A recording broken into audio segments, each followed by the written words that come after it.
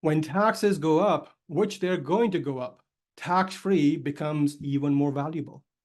So if you want to shield your wealth from future taxes or future tax increase, become your own banker.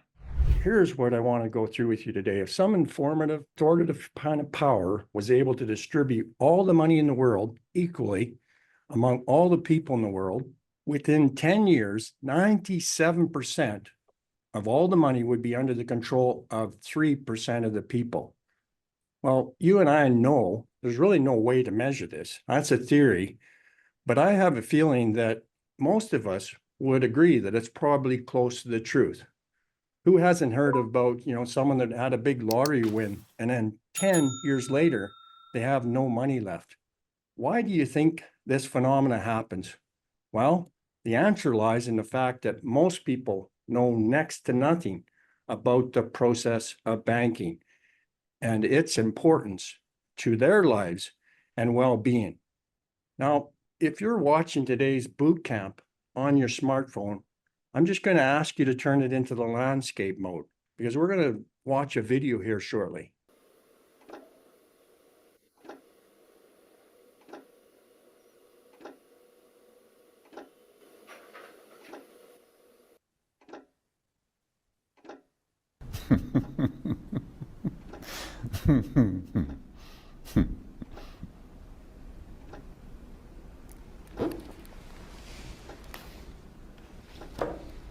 Hello. My name is Montague William III, and what I will tell you may well sound absurd, but the less who believe it, the better for me. For you see, I'm in banking and a big industry. For many a year we have controlled your lives, while you all just struggle and suffer in strife. We created the things that you don't really need, your sports cars and fashions and plasma TVs. I remember it clearly how all this begun. Family secrets from father to son, inherited knowledge that gives me the edge, while you people lie sleeping at night in your beds. We control the money that controls your lives, whilst you worship false idols and wouldn't think twice about selling your souls for a place in the sun. These things that won't matter when your time is done. But as long as they're there to control the masses, I just sit back and consider my assets, safe in the knowledge that I have it all, while you common people are losing your jobs. You see, I just hold you in utter contempt. But the smile on my face, well, it makes me exempt. For I have the weapon of global TV, which gives us connection and invites empathy. You would really believe that we look out for you, while we bankers and brokers are only a few. But if you saw that, you'd take back the power. Hence, daily terrors to make you all cower. The panics, the crashes, the wars, and the illness that keep you from finding your spiritual wholeness. We rig the game, and we buy out both sides to keep you enslaved in your pitiful lives. So, go out and work as your body clock fades. And when it's all over, a few years from the grave, you'll look back on all this, and just then you'll see that your life was nothing, a mere fantasy. There are very few things that we don't now control. To have lawyers and police force was always a goal, doing our bidding while you march on the street. But they never realize that they're only just sheep. For real power resides in the hands of a few. You voted for parties. What more could you do? But what you don't know is they're one and the same. Old Gordon has passed good old David the reins, and you'll follow the leader who was put there by you. But your blood, it runs red, while our blood runs blue. But you simply don't see it's all part of the game. Another distraction, like money and fame. Get ready for wars in the name of the free, vaccinations for illness that will never be, the assault on your children's impressionable minds, and a microchipped world. You'll put up no fight. Information suppression will keep you in tone. Depopulation of peasants was always our goal. But eugenics was not what we hoped it would be. Oh yes, it was us that funded Nazis. But as long as we own all the media too, what's really happening does not concern you. So just go on watching your plasma TV, and the world will be run by the ones you can't see.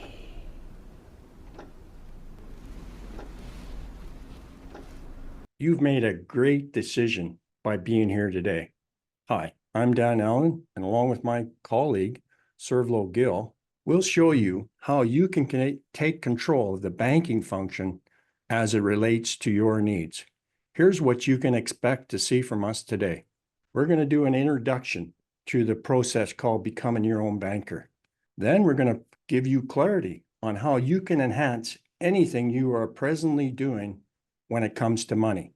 We're going to go through those 4 things that you can use money for. 1, you can spend it. 2, you can save it. 3, you can invest it. And 4, you can give it away. And wouldn't all those things be, better if you had more money to do it with? So we're going to touch on those things. Next, we're going to get into a case study, and this is going to form a big part of our presentation today. And this case study is on a couple, Andy and Jackie, and it's how they redirected 100% of their annual expenses into a banking system, their own, and away from the commercial banks, putting them in total and absolute control over all their money. And just so you know, their annual expenses are over $100,000 per year. But I am going to caution you, this presentation will give you an insight into a different way of thinking. So are you ready to discover a better way when it comes to enhancing your financial goals? If you haven't figured out today, we're going to talk a lot about banking and the process of banking. Well, you'll know it now. Banking is the most important business in the world. And without it, all business would come to a screeching halt. Now, I'm kind of surprised that Hollywood hasn't done a feature film on this, where what would it look like if money stopped moving in our world? Like, talk about chaos. What an opportunity to Broadway kind of presentation on what that would look like, chaos.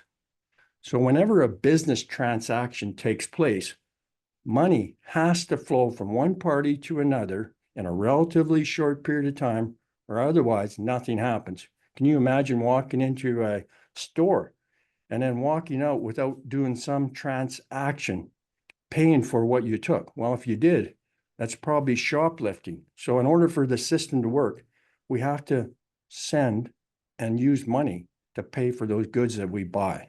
That flow of money must come from a source, a supply source, a reservoir. And that is essentially what the banking business is all about.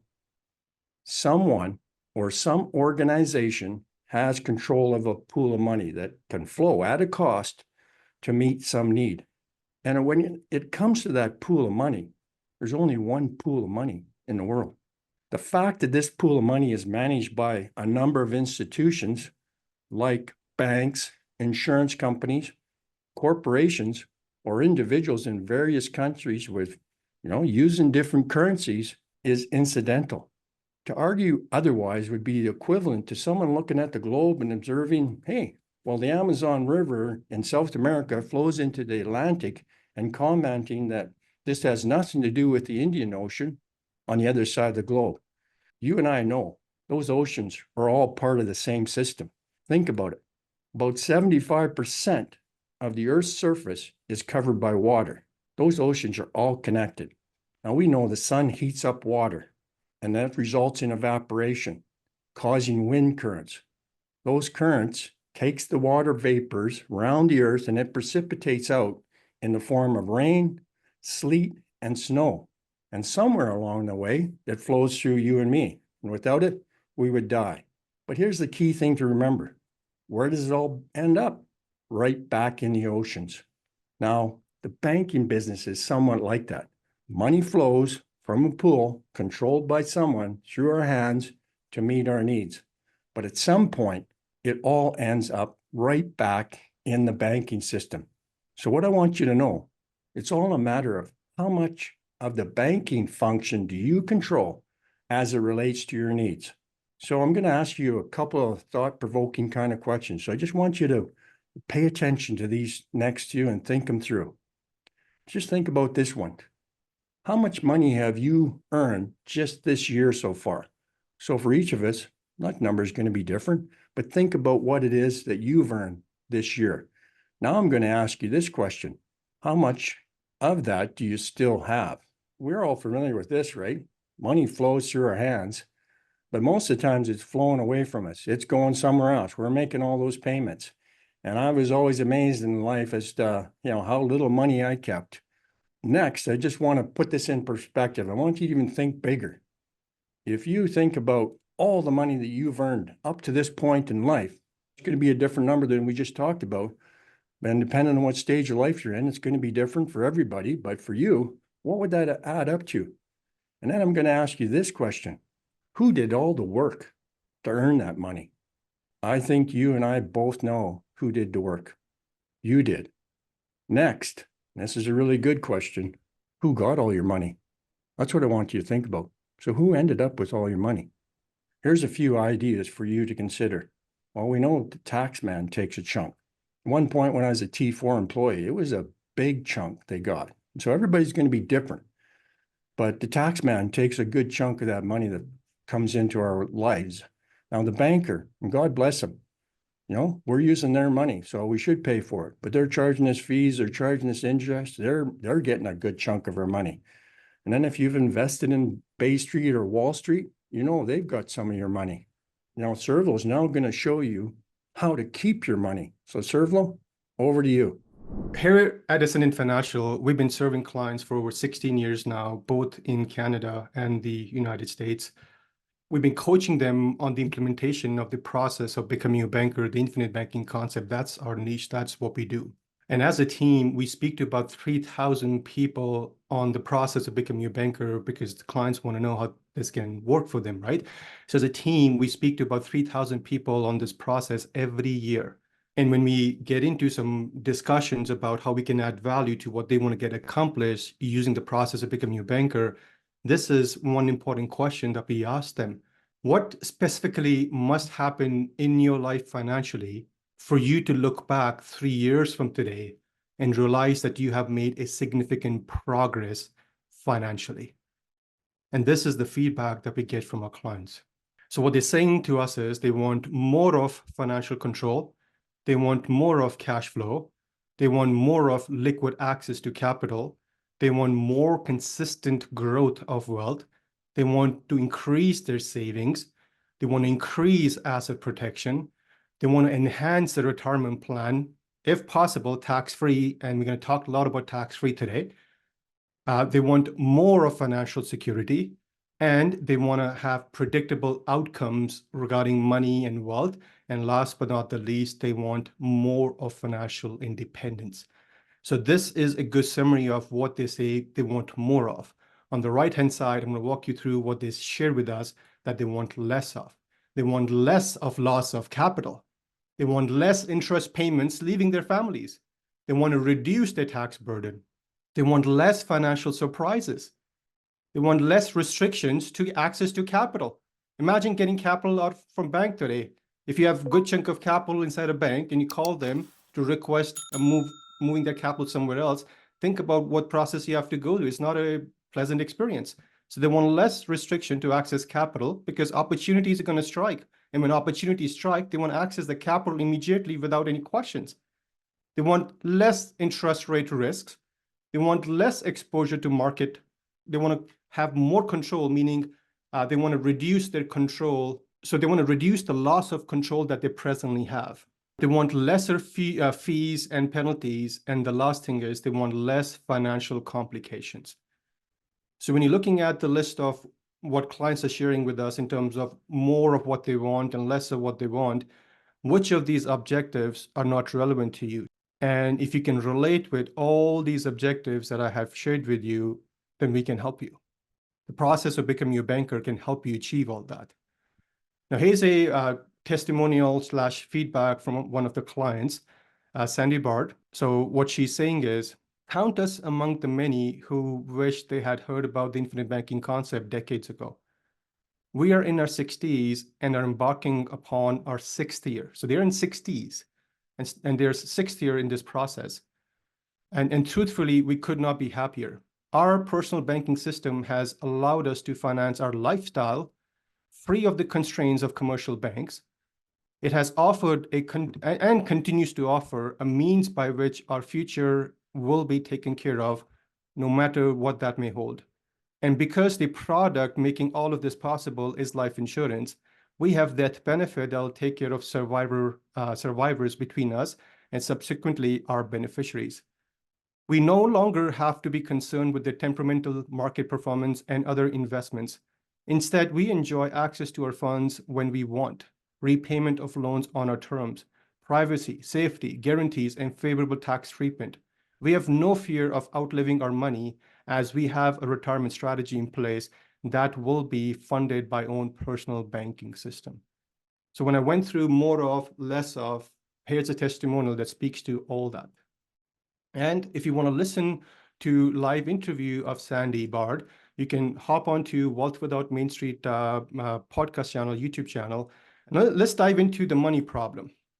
The problem is never the problem. The problem is how we think about the problem. And this is a quote from our business coach, Dan Sullivan. He runs a very successful entrepreneurship coaching academy called Strategic Coach. And I love this quote. The problem is never the problem. The problem is how we think about the problem. And the problem in North America isn't so much what people don't know. The problem is what people think they know that just ain't so. So in the bottom left-hand side, let's just say this is you. You're thinking about something, and that thinking results in imagination. Imagination creates ideas. Ideas result in strategies. Strategies don't work if you don't take action. So action is required. Action creates outcome, and then outcome is not good or bad. It is just an outcome. And then the whole process starts again. It just goes back to thinking again. Everybody is focused on, okay, how I can make my outcome better. Well, the only way to make the outcome better is by fixing the thinking problem. Developing an ability to think is a whole different way of actually thinking. So if you want to fix your outcome, let's go to the source of where everything starts from, which is how you think. So everything begins with how you think. Now, Dan is going to walk us through a very fun thinking exercise. You're going to love this. Part of what our intention today was for you to have fun. So we're going to walk you through some fun exercises. And one is about fun thinking exercise. So now I'm going to ask you this question. One way for a banker to earn profit is by charging interest on loans. Now, would you agree with that? I think we're all pretty familiar with that one, right? That bankers make money from charging us interest when we borrow money. That's a good one. Now I'm going to ask you a little further question. When they lend money, is it their own money or is it your money? Those people that make deposits at the bank, they don't use their money. They use the money that you or I put on deposit at their bank. That's exactly what they do. So here's another fun thinking exercise. I want you to guess how much extra the banker is making on your deposit. We're going to do a bit of a view of what it looks like for the banker. So this is the bank, and this is a deposit that you put on hand at the bank. So you've deposited $50,000 in this bank. Now the banker doesn't let that money sit still. Bankers realize that money in motion isn't worth nothing. So they put it to work right away. And one of the things they could do with it is lend it to someone to buy a house. Now, as soon as that person takes that money and pays it to whoever they bought that home from, that person puts the money right back in the bank. Now, I think we've talked about how one pool of money, and it may not be the same bank, but it's going back in to the banking system. Now, the bank's also going to take that money when it comes back, and they're going to lend it to someone to buy a car. And that person's going to, pay the dealership. The dealership's going to put money where? Well, right back in the bank. And you can see how this cycle goes. We're just looking at a few examples here. Money goes out, they lend it, and it comes back into the banking system. So what I thought I'd do is that, well, let's look at the difference that the banker made compared to you. Remember now, you were getting 4% on your deposit. And then in this first case, they're getting 6%. So that's 2% more than you were. In the next case, it's 3% more than you were. And then 4% more and 8% more. So when we add that all up, that's 17%. The banker got 17% more than you did for your interest payment. Just want to remind you, this could be you. But now we're going to go on to talk about the spread. So 17%, and the banker is paying you 4%. Now I want to ask you this question. How much more is the banker making as compared to you? And we got 3 possible answers. 17%, 425%, or 13%. The answer is 425%. So if you just simply take 17% divided by 4%, you will get 425%. So that's how much of a better return they got on their money than you did. That's how banking works. And where did the banker used to make that 425%? I think you already know the answer to that question. It was yours. There's not a lot of disadvantages other than the startup of a bank. It's really a great way to make a lot of money. And so with that, I'm going to turn it back over to Servlo, and he's going to walk us through the money problem. Servlo? So I'm going to share today what our clients shared with us during our initial discussion. Here's what they say. We know that there is something wrong with the financial world out there, but we just can't pinpoint what's wrong. After working so hard, we're still not making financial progress. We are not where we should have been by now. Seems like we are working against a financial headwind, which is pushing us backward. Here's another testimonial from our Forbes. We had a tiny bit of money with one of the big name investment management groups for years. We worked hard, earned a decent income, and managed to stock away a tiny bit every month. Despite this, I always felt like a struggle, exactly what I described. This is what clients say. There's something wrong with the financial world out there. I just can't pinpoint what it is. So Ricas Forbes continues, goes on and says, we decided to go all in and give this a try, which he's referring to the process of becoming a banker. For us, the benefits were immediate. We paid off a lot of debt way faster than we thought possible. And we found we had access to cash that we didn't have before. How important is access to cash for you today? These are just a couple of immediate benefits. The long-term benefits are just even more exciting. All of this without having to come up with a single penny extra over what we were spending. This is truly an amazing program.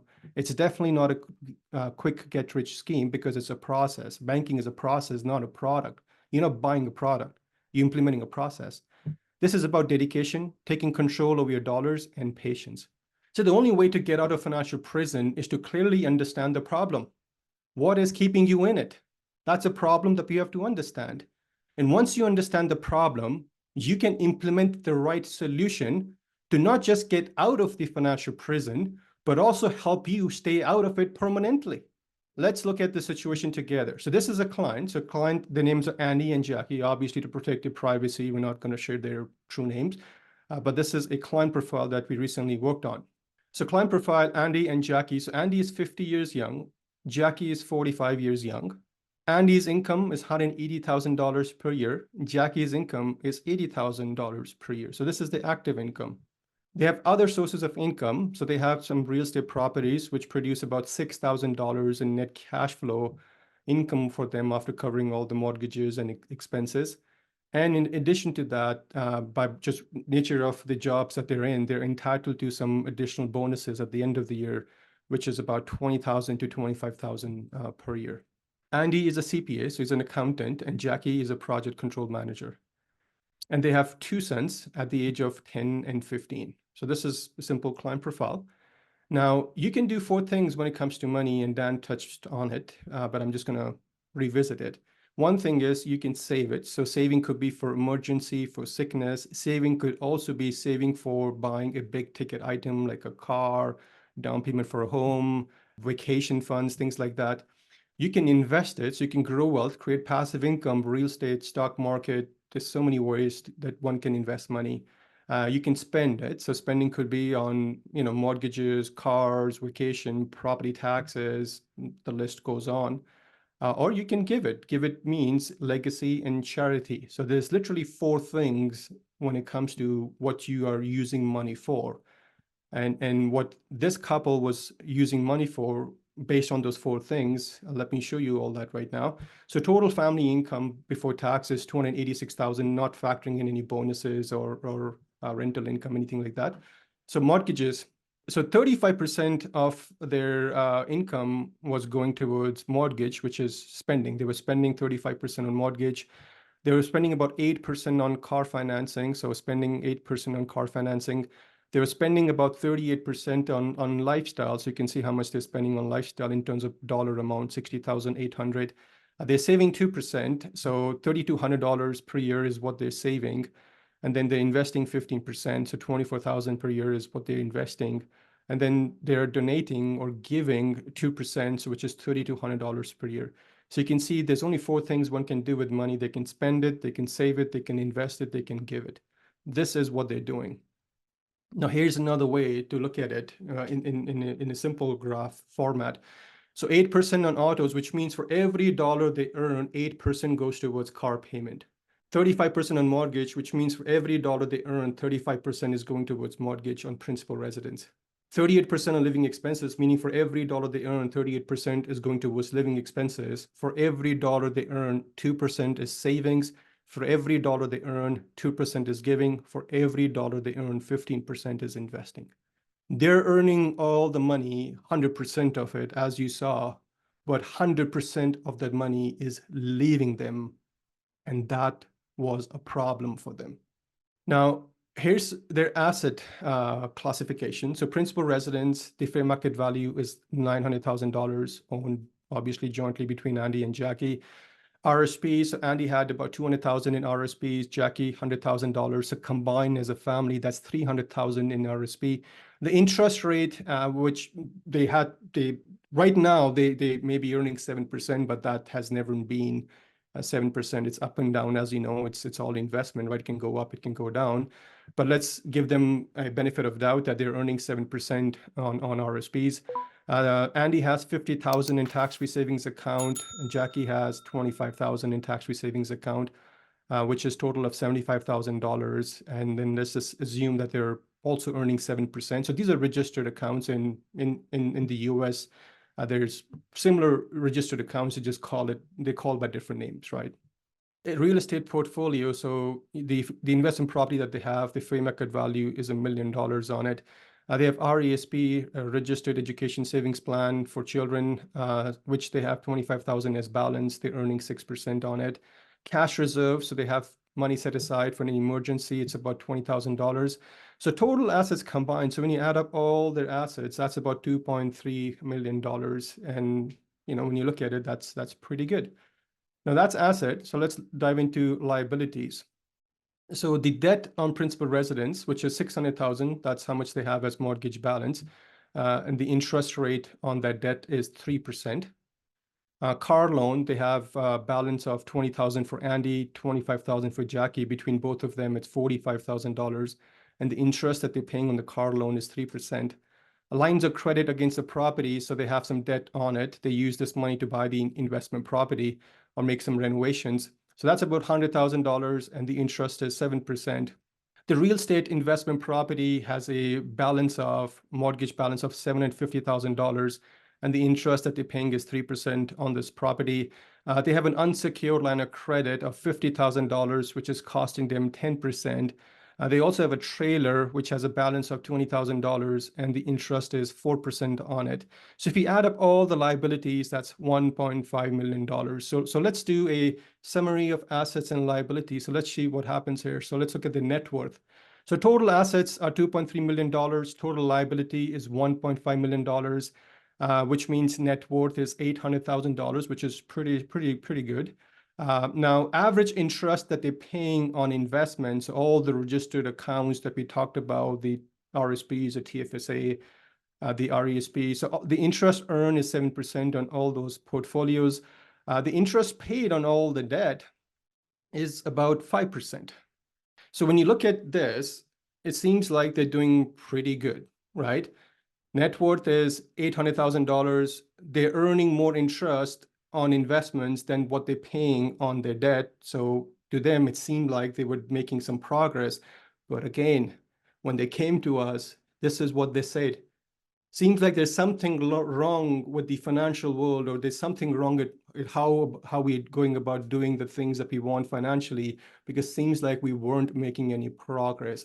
We had no idea what was wrong until we read Nelson's book titled Becoming a Banker, Unlock the Infinite Banking Concept. Let's take a closer look at the financial picture. So again, graphs show beautifully in a very simplified fashion what truly is happening. Now, we talked about for every dollar, 6% is what they were paying on the car payment. Well, for every dollar, 2% is going towards interest on car payment. For every dollar, they were paying about 13% in payments. So out of the total payment that you're making on the housing loan, about 13% of that is principal and 22% is the interest. For every dollar that they are earning, about 4% of that they're paying in interest on living expenses. They're not paying any interest on savings or giving, but they're earning about 7% interest in the investing. So this is where it beautifully shows what is wrong financially for them. So if you add up all the interest payments, all the volume of interest that they're paying on all the debt, so 2% on car, 22% on housing, that's about 44%.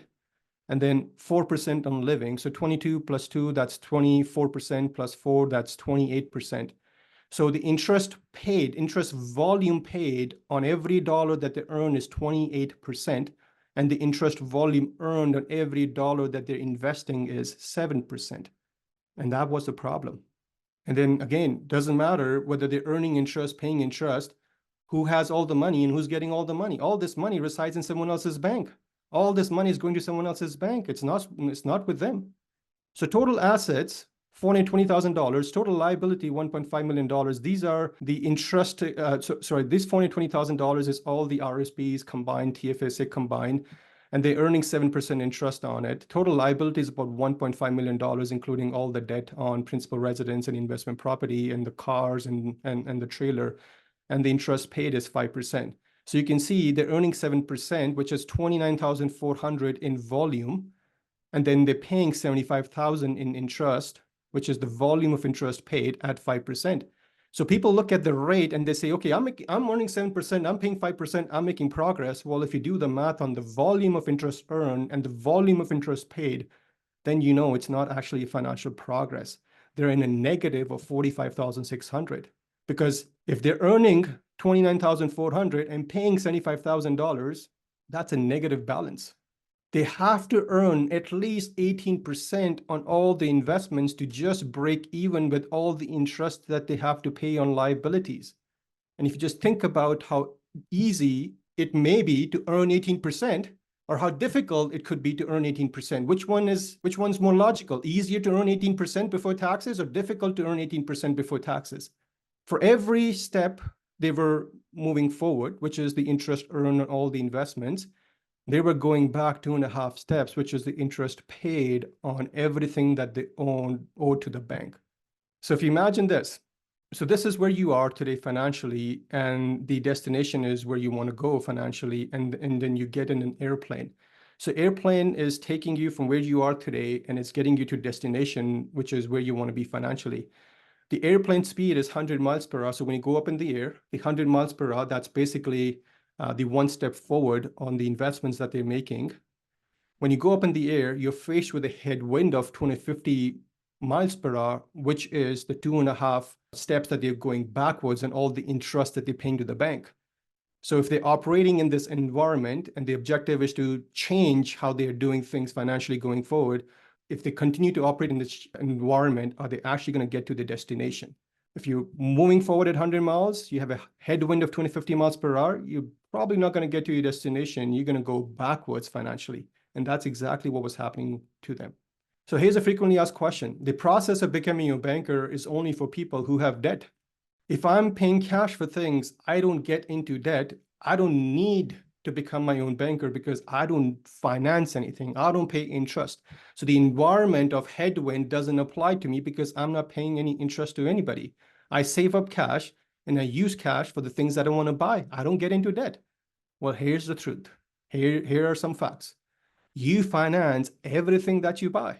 You either pay interest to someone else, aka borrowed money from a lender, financial institution, or a banker. So when you borrow money from them, you pay interest, or you give up the interest that you could have earned when you pay cash for things.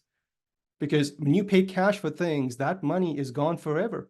You're not going to be able to use that money again. You're certainly not earning any interest on that money ever again. You cannot invest that money ever again. It's gone permanently, not just over your lifetime, but for your generations to come.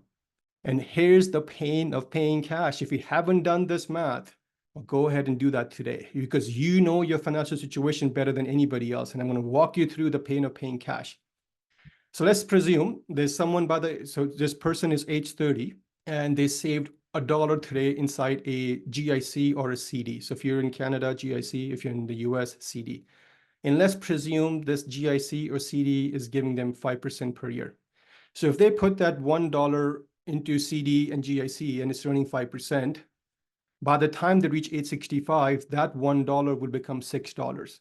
So you put $1 inside an investment at 5% and you don't touch it. By the time age 65 comes, that $1 becomes $6. That also means is if you take that $1 and you take it out from this compounding asset, and then you buy the things that you want to buy or use that money for anything that you want to use, you will also have $6 less at age 65 because that money could have been working for you. So paying or paying cash. So if you're age 30 and you spend $1 in cash, you basically have $6 less to spend at age 65. You are penalizing your future self to have less money when you pay cash. That's the pain of paying cash. If you're 40 today and you spend $1 in cash, doesn't matter what it is. By the time you reach age 65, you'll have $3.50 less to use. If you're 50 today and you spend $1 as cash, by the time you reach age 65, you will have $2.15 less to use. If you're 60 today and you spend $1 as cash on anything, by the time you're 65, you'll have $1.30 less. Now, I know, and you know, you're not spending $1 cash or debit. You're spending a lot more than that. It's thousands of dollars. So if you're 30, do the math on how much money are you spending today, which is just leaving your family in cash transaction. Multiply that by 60, that's the pain of paying cash. If you're 60 and you're buying things using cash or debit, multiply that by 1.3 because that's how much is the pain of paying cash by the time you're 65. And that's a fact. So every decision that you make with the use of money is a financing decision. You're either paying interest to someone else, or you losing interest that you could have earned. So becoming a banker is not about a process which only works if you have debt. Becoming a banker is a process of recapturing the interest paid or recapturing the interest that you're going to lose so that you are in a position of total control and total accumulation going forward. So if you're paying cash and same scenario, and this is where you are, and this is where you need to go, and you're flying at 100 miles per hour because you're paying cash, you save up cash, you don't get into debt. So anything that you want to build, anything you want to buy, is all based on how quickly you can save money. It's all based on how much you earn and how much of that money you can save. It will get to your destination, no doubt about it, but only at 100 miles per hour. What if you get sick? That 100 miles per hour now stops because you don't have money coming in. So this is losing interest. So here's a nice summary. So when you use your cash, you lose interest. When you lose interest, you're penalizing your future self because you'll have less to use in the future. And when you pay cash for things, who got all the money? Someone else did, not you. And when you borrow money from the banks, you're paying interest. And when you're paying interest, it's a cost, right? It's a headwind. And then when you're paying interest to someone else is getting all this money. You're not keeping any of your money in option one or option two. And if you're not keeping money, which means you're keeping less of it going forward, which means the four things that you can do with money, which is save it, invest it, spend it, or give it, you'll have less to do in those four categories. But when it comes to the infinite banking concept, you're going to recapture the interest. And when you recapture the interest, you're going to have clarity on, once I go through some case studies, that you actually have more to use in those four categories that you can use money for. And you also get to keep the money in the family. So recapture interest advantage. You get to keep all of your money, which means you get to save more. You get to use more of your money, which means you can spend more. You get to buy more investments, which means you can invest more. You get to make more donations, which means you can give more. And you get to transfer more as legacy, which is keeping more of your money in the family. So let's go back to Andy and Jackie, and let's look at their interest recapture solution. So here's what was happening. For every for every one step that they were making as progress, so one step forward, which is the interest that they were earning, they were going back two and a half steps, which is the interest that they were paying. So this is what was happening. Now, if they recaptured the interest, meaning they get to still do the exact same thing. They're not working any harder. They're still saving exactly what it is. They're still earning that interest. So they're still taking that one step forward, which is 100 miles per hour, which is the plane speed towards the destination. Because now the interest is being recaptured, that interest recapture has a financial tailwind on top of what they were doing. So that 250 miles per hour is not negatively working for them. It's actually positive. So now the total plane speed is 350 miles per hour. So now they're going to get to the destination much quicker. When a flight has a tailwind, it and its passengers don't just get to the destination quicker, but they also get there with less fuel usage, which means the airline spend less money to get to destination, and spending less money also means more profit. So when you have when you're recapturing your interest, when you're working in an interest recapture environment, you're not just going to get to your destination, which is your financial destination, quicker. You're going to get there with less stress, less cost, and more profit. And quick question for you, do you see any disadvantage in getting to your financial destination quicker with less cost and more profit? So this is the present environment. They're in a negative 45,600. The interest earned is 29,400. The interest paid is 75,000. So that's a negative 45,600.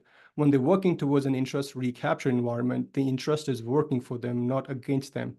So the total speed is much higher. And that's what we're going to talk about, what happens when you become your own banker, because that allows you to recapture interest, not pay interest or lose interest.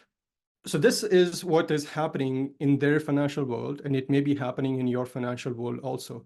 So you're making a mortgage payment, you have a car payment, you have a credit card line of credit payment, payment for your appliances, maybe payment for house remodeling, payment for furniture, payment for vacations, payment for clothes, property tax, food, boat payments, healthcare plans, investments, medication, religious and charitable causes, chiro, physio. These are just payments, right?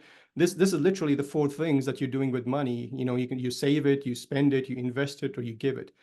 And then as you can see, even for them, all those arrows are pointing outwards because they were doing all the work to earn all that money that they were earning, about $280,000 gross income per year. But at the end of the year, all those payments were gone. They were leaving them permanently. And they wanted to change that. So they want to redirect the flow of all those payments back into their system. And then the math on all those payments, the amount of money that they're spending every year for doing all this is $160,000 a year. So we're going to show you how building the system, they recaptured all that $160,000 every year. Now, one question that we get asked is, do I need a lot of money to get into the banking business? Well, the answer is, you don't need a lot of money to get into the banking business, but you do need to get into the business so that you can keep a lot of your money in your family going forward. And it doesn't matter how big or small your system is, the principles of using the system are going to be exactly the same. And here's the best part, you can always grow your system, and there's no restriction to how big it can grow. And think about this logically. Isn't it true today all your income is flowing to the books of someone else's bank and you're okay with it? And when you get into your banking business, you have to work towards having all the money flow through your system because you become the banker now. Here's a really good client series videos. The gentleman who he's a client, his name is David. So this is what David says. 7 years ago, a friend told me about the infinite banking concept. And to be honest, I felt it was too good to be true. I'm a very skeptical person when it comes to money, as my father worked for 30 years for the CRA. He gave me the book, Becoming Your Banker by R. Nelson Nash, and after reading it, I was instantly doing more research on my own to poke holes in this novel, but excited about the concept. Once I couldn't find any holes, I made an appointment to meet with the IBC practitioner. 2 years after opening our first policy, we took our first policy loan and paid off the bank loan on my wife's Subaru, redirecting the payments from the commercial bank to our family bank.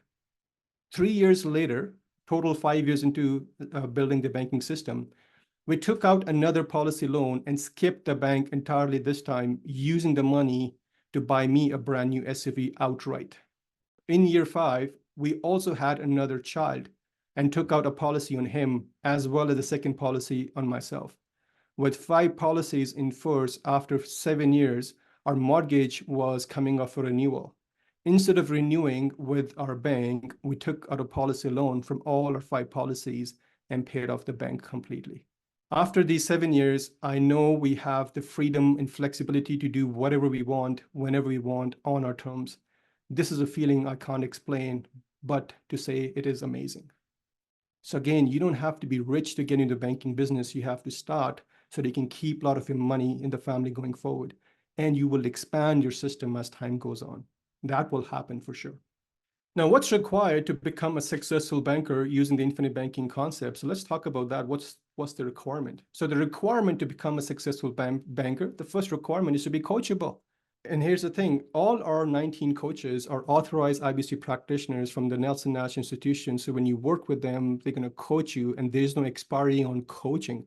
But along coaching, there's also accountability to the process. So your coach is going to hold you accountable to all the things that we have discussed. And when it comes to executing this process in your life, we're going to hold you accountable to execute this process. And that's when the progress literally starts, is when there's accountability. The other requirement is don't hesitate to ask for support. So the way you can ask for support is, so we have an amazing Facebook group, and this group is all client and prospect clients. And you can actually join this group and ask questions, and you'll see most responses to your questions or queries are actually going to come from the group itself, not from us. We have a client portal. So when you become a client, you'll have your own personal private portal. And when you log into this portal, you can watch other pre-recorded exclusive content, which is not available to public, but only for existing clients. And this content is available and sits in the portal 24/7, 365. And in addition to that, from extra support standpoint, we also do quarterly client coaching sessions. So this is a print screen from the portal that I just showed you. And you can see the most recent client coaching session was August 17, 2024. So we do this quarterly, and you'll be invited to quarterly client coaching sessions going forward. And in addition to that, there's also one-on-one strategy planning with your assigned coach. And all our coaches are amazing, and they can all help support you in your journey going forward. The other requirement to become a successful banker is to always be curious, to learn more. There's no such thing as having arrived in knowledge. Meaning if someone says, I know everything that there is to know in this world, you cannot teach me anything new. Well, unfortunately for that person, it's all downhill, and that person was not going to fit good in our ecosystem either. So if you're always curious to learn more, that is one attribute that's required to become a successful banker. And here's how you can learn more. We have a fantastic YouTube channel tailored towards Canadians and Americans. It's called Banker's World. And right now on this channel, we have more than 900 videos. So case studies, client series, client interviews. So there's a combination of many, many things. And then if you are looking for a very specific way that you think that you want to become your banker, you can just, there's a search option on this YouTube channel. You can click search and you can type in the keyword, and I'm pretty sure a video is going to pop up which ties to what you're looking for, because we have over 900 videos. The other thing is our YouTube, our podcast, which the podcast has, obviously it's on Apple and all the platforms, but it's also on the YouTube. There's a podcast channel, YouTube podcast channel. The name of the podcast is Wealth on Main Street. You'll find client series interviews. This is where Jason and Richard, they just add extra value to existing clients, prospect clients on the process of becoming a banker, the infinite banking concept. The main idea is to help you rethink your thinking about what truly is happening in the world financially. Because when you know what's happening, you know exactly what to do. And there's education books. So you can go to a website, get these highly recommended books, starting with Nelson's book titled Become Your Banker. Just an FYI, when you schedule the call, part of the Wealth Accelerator package, we can include a digital copy of this book, The And Asset. The And Asset concept works in Canada and the US. All the process that we're talking about has no boundaries, right? If you're a business owner, you may want to pick up this book, The Case for IBC. And we also have quarterly book series from our podcast, which is The Wealth on Main Street. The Don't Spread the Wealth is the newest addition to these quarterly series, but there's 3 others to pick from.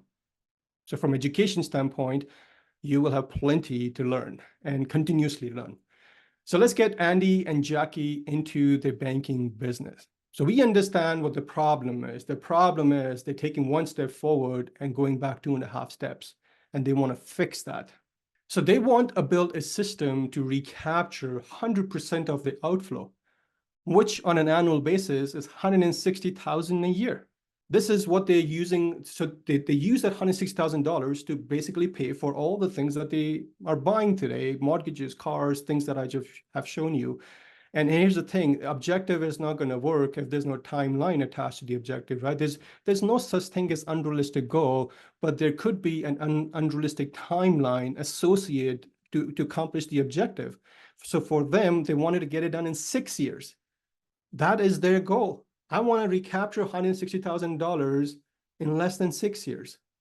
So before we dive into showing how they put it all together, I want to spend some time just talk about the perfect tool, which is required to build the perfect system. And this perfect tool has the 2 attributes that you need, which is the recapture interest. It allows you to recapture interest, and because it recaptures interest, it creates a financial tailwind. And this tool is called participating dividend-paying whole life insurance. That's the tool. The tool and the process are 2 entirely different things. So I'm going to spend some time talking about the tool, but then I'm going to spend a lot of time talking about the process. Your bank checking account is a tool that you use to flow money.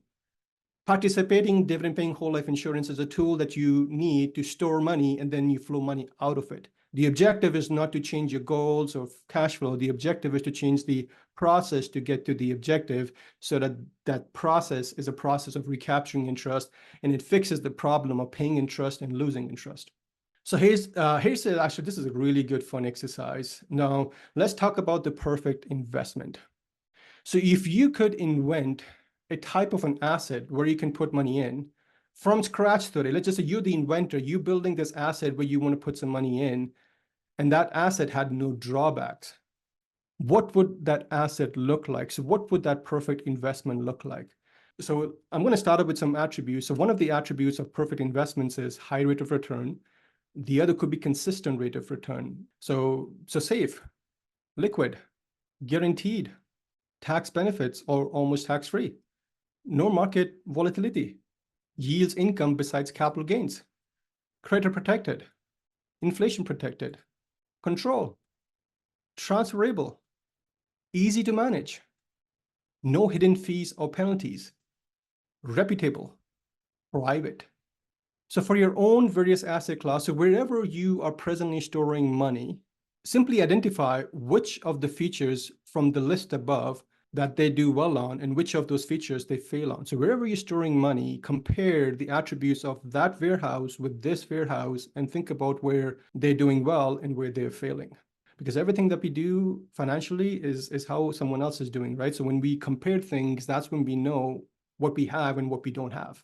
So surprise, the list of all the attributes that I just showed you accurately describes the participating dividend-paying whole life insurance. Those are the attributes. So there's a few components of this policy, participating dividend-paying whole life insurance. So one component is the premium. So like any insurance products, if you have car insurance, you have home insurance, you have tenant insurance, you have to pay to get the benefit from the insurance company, and that payment is the premium.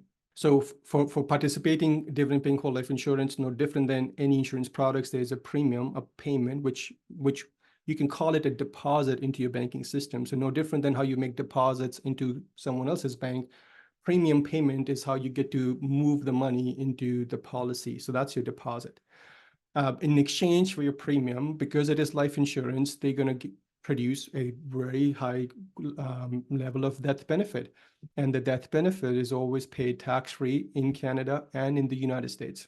Now, there's also something called cash value. Cash value is the capital that belongs to you. You can access that capital, and the cash value grows tax-free on a daily basis based on contractual guarantee set by the insurance company.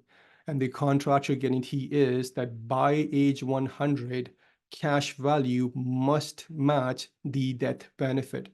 So whatever the death benefit it starts at, the cash value has to increase to match this death benefit by age 100.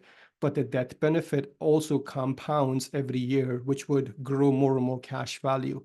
So the contractual guarantee is cash value must grow every day to match the death benefit by age 100, which means as time goes on, there's going to be ups and downs in the economy. There's going to be ups and downs in interest rates. Whatever happens in so-called the financial entertainment world, your cash value are protected against it, meaning your cash value will not stop growing. And the word participating means anybody who has a policy contract like this with the insurance company, they just don't own the policy contract. They actually co-own the insurance company. And when insurance companies become profitable, they pay or share their profit to participating dividend-paying whole life insurance policy owners via dividends. So dividend is an icing on the cake, right? So there's the cake, and then there's the icing on the cake. So dividend is the icing on the cake, and it's the divisible profit. And if structured properly, dividends are also going to be tax-free. So as time goes on and cash values, the capital continues to compound and accumulate and grow. So your cash values, you can access capital from policies via two methods. One method is you can access your cash value. So let's say you have 50,000 of cash value and you need money, you need access to that 50,000, you can access your own cash value. The other thing you can access is, the other way to access money is by not touching your money. Let your money sit in the policy and continuously grow, because cash value has to grow to match the death benefit by age 100. The other way you can access capital is via policy loans. And policy loan is not your money. Policy loan is insurance company's money that they're willing to lend against your cash values. And what you can access as a loan is 90% of cash value. And here's another fun fact of the policy loan. There's no qualification required for policy loan. It's already pre-approved. What you can access is 90% of your cash value. And when you access a policy loan, you just have to let the insurance company know, A, how much you need, and whether you want that money via check or you want that money electronically deposited, and that's all that they ask for. Because when you access policy loan, they're going to use your cash value as collateral, and they're going to put a lien on your death benefit. So if the loan is outstanding and that occurs, it'll be deducted from your death benefit when you're gone.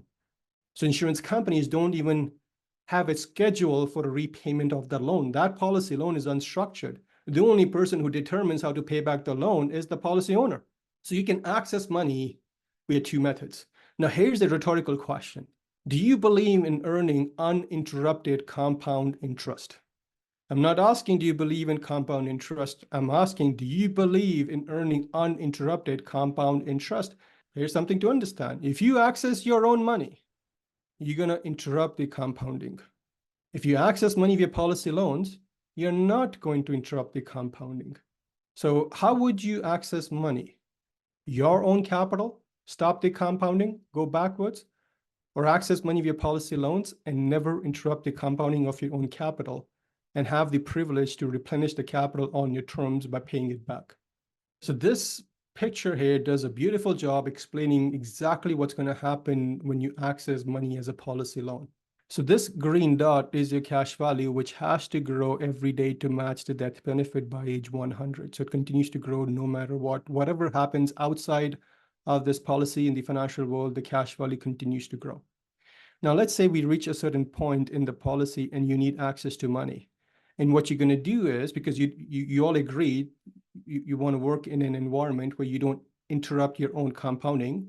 So you can access a policy loan. So when you access this policy loan, insurance company gives you the money and you get to repay the money back, the loan repayment on your terms, whether it's a day, a week, a month, semi-annual, annual, 2 years, 3 years, 5 years, 40 years, 50 years, you decided. There's no restriction on it. It's just what works for you because you are going to be the banker. And then you repay the loan back. Now the question is, well, how much is the interest? Well, we're going to look into the case study on how does it all work with the interest recapture, but conceptually, just want to show you this here. You borrowed money here, you paid the money back over whatever terms. Then when you pay the money back, you're paying the principal and interest back. When you pay it back, you get to reuse more than what you repaid because your cash values continue to grow no matter what. And what you can re-access is all the principal and the interest again because your cash value kept increasing all this time. And then the same phenomena happens. Next time you're ready to take a policy loan, you take a loan, your cash value continues to grow uninterrupted. You pay back the loan on your terms. You get to recapture all the money, principal and interest back, and then you get to re-access all of that money again, more than principal and interest that you repaid because your cash values kept increasing all the time. And this process continues no matter what. Now, Dan is going to walk us through a grocery store example, a grocery store business. Now, you must be wondering, well, we are here to talk about the process of becoming a banker. Well, what's the grocery store business got to do anything with the process of becoming a banker? And this is coming straight from Nelson's book on page 15. The reason why we want to walk through this example is because when you're getting into the banking business, it's a business. And the purpose behind any business is to be profitable. And Nelson wanted to just relate to you the whole principles of banking business with the business that you may already be familiar with, because you may not be familiar with how the banking business works. So he says, let's talk about a business called the grocery store, because when you own a grocery store, you have to consume your own groceries. You need the groceries, but you also can distribute the groceries to someone else who needs to consume these groceries. No different than groceries. If you get into the banking business, you need money for your own purposes, but you can also distribute that money and control the banking function for your family as it pertains to their need for financing. And the inventory to grocery store business is the grocery, and the inventory to the banking business is the money. So Dan, please walk us through the grocery store business. I'm going to talk about getting into the grocery store business. And, you know, if you haven't got a copy of Nelson's book called, you know, Becoming Your Own Banker, I'm going to encourage you to get that. And page 15 and 16 of that book, Nelson talks about the grocery store and the business. And it really, the part that I always took away from that, and this is a quote right from Nelson, and you'll see it throughout his books, throughout his book. Whereas if he says you don't understand something, go back and reread the grocery store example. Because once you understand the grocery store example, the rest of becoming your own banker is ridiculously simple. So we're going to take a bit of a look into getting into the grocery store business. Now, Servo already spoke about this. So one thing that's unique about grocery store is you're a consumer. And if you own that store, you're also the seller of the same product. So when you relate that to this process we teach, you become a consumer, and you also have that warehouse where you can access money. Now, the other thing to point out is your market is unlimited. Everyone uses groceries. And when you relate that to money, everybody has the need for money. We're going to have the need for money for the rest of our life. So our market is unlimited. When you're in groceries, everybody needs to eat, and someone has to perform the function of distribution. Just like we talked about That pool of money out there, someone controls it. Someone has to perform the function of distribution when it comes to a grocery store. That's right. Without it, no, we'd have to be out there foraging for our own food. But as it is, we have grocery stores we go to, and someone is looking after the distribution of those groceries. So what does it take to get into the grocery store business? Well, you and I both know that if you're going to get into something like that, it's going to take some time, prep time. Any business, if you started a business, you realize it's not something you do on a whim and it just starts. You have to take time to educate yourself, and the people that do it successfully take a lot of time to understand the business they're going to go into. Find the people that have already done it, see what you can learn from it. So it takes time to study the business. Then you're going to have to purchase a superior location. What is it we always say about real estate? Location, location, location. Well, it'd be the same if you had a grocery store business. You want to be in a good location, so people will be more likely to come into your store. And you got to build an attractive building. Let's face it, people like attractive buildings. They like to go into something that looks good. So that's going to take some effort to build an attractive building, and it's going to cost you something. And then, as Servla said, you got to put the products in there. You got to stock those shelves with high quality merchandise, because when people come in there, their expectations are high. And the more you meet them, the better off you're going to be. So up until this point, and you also had to hire the staff to do this. Don't forget that. You have to hire people to help you run a business. And a grocery store would be no different. There's a lot of work keeping those shelves stocked and moving inventory out, running the tills, those kind of things. I want you to ask you one question.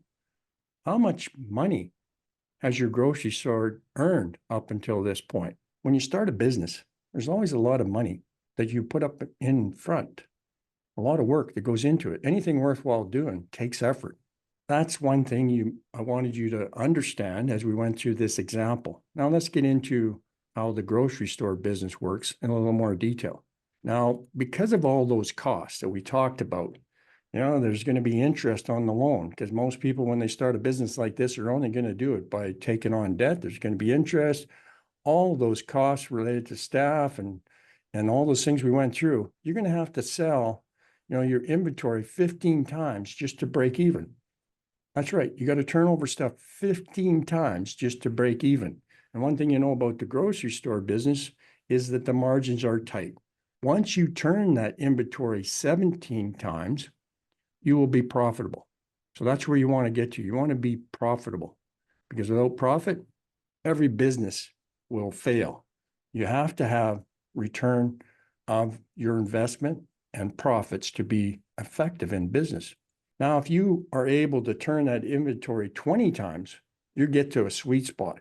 Now you're going to be able to, you're putting much more capital back in your business. You're going to get to a point where you can retire much earlier, even though, I don't like the word retirement, because a lot of people say, Dan, you should be retired, but I'm not. And I don't plan on retiring, because I'm not going to take myself out of service. But if you do get that inventory turn at 20 times, you're going to be making much more profits, and your business is going to get to a sweet spot where it just gets stronger and stronger. So inventory turnover in a grocery store is huge. Now we're going to look at this little picture, animated picture of a grocery store, and we're going to go through a few things. So this is just, a sample of a can of peas in the warehouse. And the first thing we're going to look at is, what does it look like when somebody takes that can of peas out of the grocery store? So there it goes. It goes out the front door. And one thing I want to tell you is the difference between the front door and the back door is a very good living. This always begs a question. I'm going to go a little further before I ask that question. I'm going to go this far. So as soon as that can of peas goes out the front of the store, you got to replenish that. You got to have that inventory. You got to restock, because a store that doesn't, that has empty shelves, pretty soon people don't come back. So you sell one can of peas, you got to bring in a can of peas to replace it. So that's kind of important. The other thing I wanted to see here is that cost of that can of peas is 57 cents, and you sold it for 60. So that just gives you an idea of how tight the margins are on something like a can of peas. Now, here's a question I got for you. Say you and I own this grocery store. Well, where are we going to shop? Well, I hope your answer would be, well, we're going to shop in our own store. Like, why would we shop anywhere else? And this is a good question and thought for you to think about, because I've actually asked people who own grocery stores, when you take the food out of your grocery store, how do you take it out? The front door or the back door? And the one person in particular that I talked to that owns a nice little grocery store said, well, we always take it out of the back door. Well, here's one thing I want you to understand. If you or I, as the owner of this grocery store, took that can of peas out the back door, we'd now have to sell 20 cans out the front door just to break even. What I really want you to understand is you want your business to be profitable. How do you make your business profitable? Well, it's by selling merchandise. So you want to sell as much as you can sell. And even better, if it's you and me that own this store and we're going to take produce and use it for ourselves, I'm going to tell you to do this. I'm going to tell you for all the captive, customers that you have in your store, like me and my family, if I own this store, we're all captive customers. We're going to actually pay 62 cents and not 60 cents like those other customers that are taking it out. Now, here's what I want you to think about. Why would I suggest doing something like that? Here's what it's all about. The more captive customers you could get that are paying that extra 2 cents means more profits for your business. Who's ever heard more capital being a problem for a business? Well, it doesn't happen. You get to take that extra 2 cents, and really that extra 2 cents is like a 40% increase in profits, and put it back into your business. You can buy, more inventory so that other people who come in, have a better selection. It just builds your business quicker and stronger, and you get to that point where, your profitability gets much better in a shorter period of time. So if you compared someone that had this kind of a process working compared to somebody who didn't, their books would look much better. And if you ever wanted to sell your grocery store, well, what's going to sell it? It's like, how profitable is your business? So it just makes sense to put more capital in your business. And when I really want you to understand, when we talk about this process called becoming your own banker, and when you'll see this later in our presentation, when you take policy loans, and Serval did a good job of going through, that's the way that we're going to coach you. We're going to coach you to use policy loans. Now, the life company's going to charge you an interest rate. And what I coach my clients, and we're going to coach you to do, is pay that back at a higher interest rate than what the life company's actually asking for. And when you think about that, well, what does that do? Well, you're putting more premiums into your policy. You're building more strength, more capital in your system. It's just going to get stronger quicker. And you're going to have a better system than you would if you just pay it back, which you could do at the interest rate that the life company's asking for. So we're going to encourage you, pay attention to the rest of this presentation. Think about, I really want you to get a clear picture of why would I pay extra interest to the life company? Because it adds value. So we're going to go through and talk about one other thing. Now, this is a quote right from Nelson, and I already mentioned part of it earlier. If you understand the grocery store example, the rest of becoming your own banker becomes ridiculously simple. And don't steal the peas. What does that mean? Well, that means pay your policy loans back. Don't steal from your own system. Have a plan to pay it back. And, it's been proven by our clients, by those of us that use us, that is a way to really keep your system strong. Don't steal the peas. So I hope you found this interesting on that 2 pages that we reviewed out of the book called Becoming Your Own Banker. And again, I'm going to encourage you. If there's something that you don't quite get or you want to really understand, go back and read the grocery store example. Read it often. I try to go through it every once in a while just to remind myself about what Nelson was helping us understand in those 2 great pages in his book. Back to you, Serval. Continue to share on how Andy and Jackie put this process into practice. Now, this process is not restricted to individuals. It works beautifully also in your corporation, in your business. Now, one thing that we do is when we meet with business owners, we tend to get into like a mastermind discussion on businesses and operations because, you know, we want to bounce some ideas of the business operations from each other. And then it all boils down to when business owner talks about, I'm not achieving this result, I'm not achieving this outcome. Well, the reason why that's happening is because you don't have a good process, because only good processes produces great outcomes. And banking is a process. A good banking process will produce good outcomes. So banking is a process, not a product. And here's 6 banking principles. And if you implement this, which is what we're going to coach you on, you will never lose again. So first is, don't be afraid to capitalize. So, you know, Dan walked us through the grocery store business and he talked about the importance of capitalizing the business, putting money in, buying real estate, you know, computers, IT, team members, inventory. You have to capitalize. The more you capitalize the business, the more business is going to produce for you going forward. Now, where is it important when it comes to the process of becoming a banker? Well, premium is your capitalization into your banking business. And premium is not a cost. Premium is a solution to the problem. And bigger the problem, bigger the solution, meaning bigger the premium. Think long range. And when Nelson says think long range, he's not talking about the next 10, 15, 20, 30 years or just our lifespan.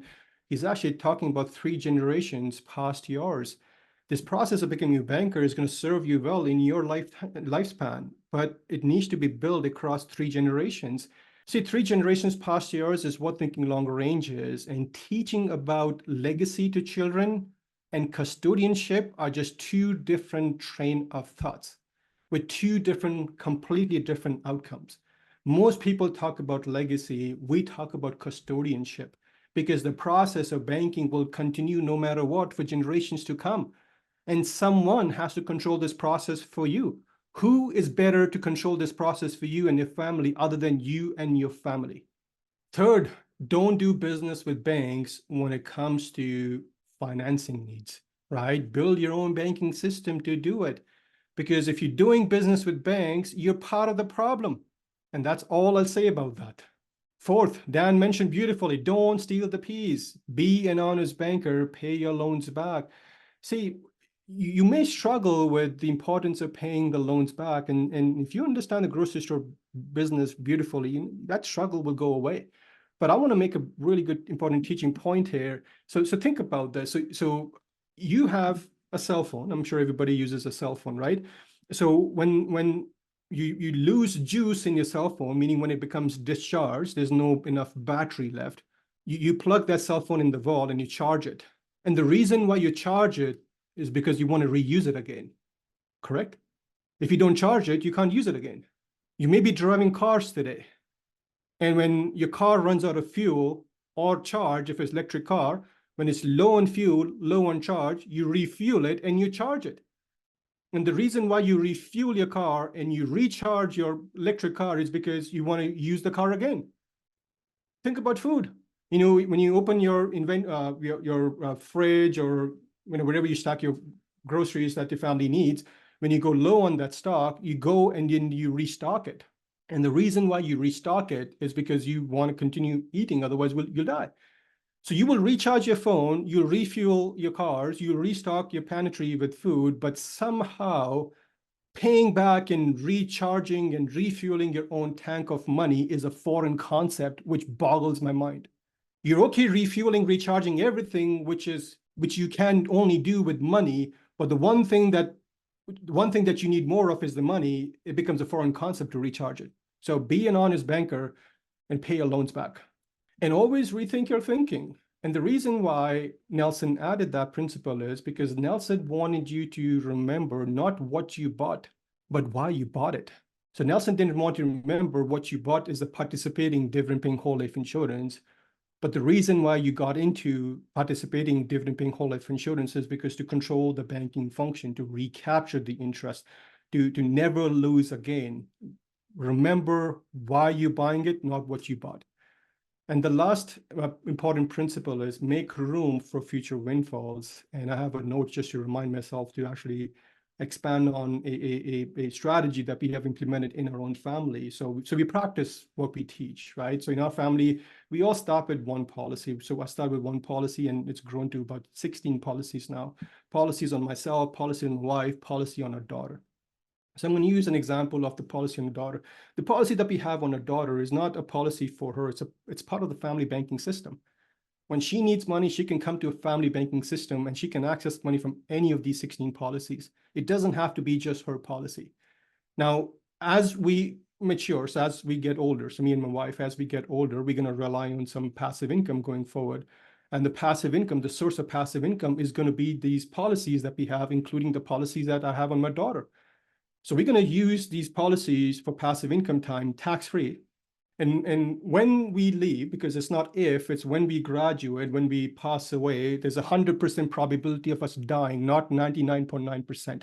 So the other problem that this fixes for us is a permanent death benefit, which is going to come walking in the day we walk out. And that death benefit is going to be for the family so that they can take the time to grieve and continue living, right? So at some point in future, we've taken policy loans, we've taken loans on the policy, and I've passed away, my wife's passed away. Our policies will pay death benefit, while my daughter at that time will take over her policies, but her policy is going to have a lot of loans outstanding because we use those policies for us. Well, what do you think she's going to do with the death benefit that she's going to receive from me and her mom? Those death benefits, which are tax-free, are going to backfill the loans on her policy, and she gets to use that policy as if there was no loan outstanding on it. So make room for future windfalls because there are going to be future windfalls. Nobody talks about it. Everybody talks about the rate of return. Well, how about let's just make it really simple and understand that before we even achieve a rate of return, isn't it logically to think about that our money has to sit somewhere? And what better place to put money in where you cannot ever lose money and you have full access to money? It grows on a daily basis. Stock market doesn't impact the growth. Taxes don't impact the growth. And when you need money, it's always readily available. And if you can store money inside an entity like that, how much of your money you don't want residing in an entity like that? And from there, you can control the banking function as it relates to your needs. So if someone wants to achieve a 20% rate of return, to think about this, you can achieve that by taking policy loan and making it even better, enhancing the objective. All right, design of their system. So design of a system for the clients that we are going to talk about. So Andy, so there's two things. So one component is the premium, and the way the premium is structured is there's something called required premium, which is the insurance company needs. In Andy's case, is $42.62 per year. And then there's a deposit option, which is $13,438. The deposit option is optional. It's not required. So the insurance companies do not need that portion of premium, but that deposit option should not be optional to you, especially for the first 5 years in your policy, because that deposit option is building and getting the policy to point quicker where you can control the banking function even quicker and better. So required premium is what the insurance company needs. $13,438 is optional, but not optional for us. So total premium that Andy wants to put in is $17,700. His starting death benefit on the whole life insurance is $139,000. Now that's just the starting death benefit. The death benefit will compound every year. And as that benefit compounds every year, so will the cash value. Because cash value has to grow every day to match the death benefit by age 100.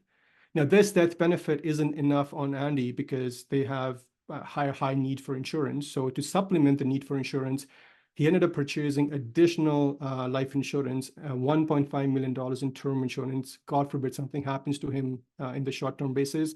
But buying that term insurance also gives him the option to buy or convert these term insurance policies to more whole life insurance, which is what he can use to perform a bigger banking function without even qualifying medically. So that's for Andy. Jackie, her minimum required is $3,992. The reason why it's a little bit lower for Jackie is because male versus female. And Jackie is a bit younger too, but biggest reason is male versus female. And her deposit option is $13,508. Total premium for her is $17,500. Her starting death benefit is $174,000, higher than Andy because Jackie is younger and being female, she gets a higher death benefit. because females are low risk to the insurance company as compared to male. And then again, this was not enough for her to meet her need for insurance for the family. So she also purchased additional $1 million in term insurance just to cover some short-term loss in case something happens to her. So that's the individual system. But again, it's not an individual system that they're creating. These are family banking systems. So let's talk about what does the family system look like. So total minimum required premium, which is a combination of both of these, is $82.54. Total deposit option is $26,946. Total premium is $35,200. And then we'll talk about the source of premium. So the good thing about structuring the policy this way is because it gives you the most opportunity to grow your system in a quicker fashion, but it also gives you the opportunity for more flexibility because in case premium has to be reduced, the minimum required is $82.54. Maximum they can put in is $35,200.